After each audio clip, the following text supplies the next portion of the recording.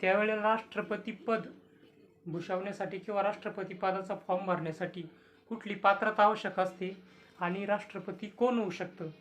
आपण सर्वसामान्य माणूससुद्धा राष्ट्रपती होऊ शकतो का? राष्ट्रपती होण्यासाठी काय पात्रता लागते हे आपण आज बघू.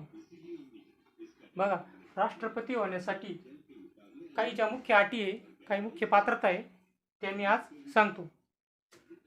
सगळ्यात महत्त्वाची जी पहिली पात्रता आहे ती म्हणजे तो भारताचा नागरिक असावा. दुसरी जी पात्रता आहे ती म्हणजे त्याचं वय 35 वर्ष पूर्ण असावं. तिसरे तो लोकसभा सदस्य होण्यासाठी योग्य असावा. चौथी पात्रता कोणत्याही लाभाचं पद तो भूषवलेलं नसावं, म्हणजे तो आमदार खासदार वगैरे असं काही पद त्यांनी भूषवलेलं नसावं.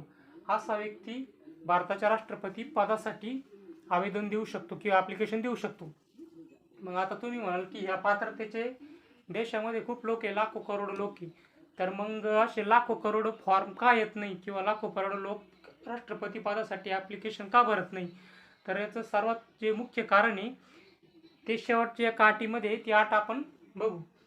तर राष्ट्रपती पदासाठी ज्या वेळेला आपण आवेदन देतो त्यावेळेला त्या फॉर्मवर 50 सूचक आणि 50 अनुमोदक व्यक्ती लागतात.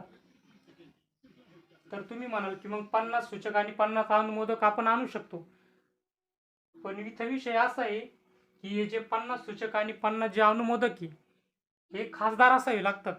म्हणजे राष्ट्रपती पदासाठी आपण ज्या वेळेला ॲप्लिकेशन करतो त्यावेळेला फॉर्मवर आपल्याला 100 खासदारांच्या सह्या लागतात प्रत्यक्ष निवडणूक आयोगासमोर. म्हणजे राष्ट्रपती होण्यासाठी आपल्या मागे किमान 100 खासदार असावे लागतात.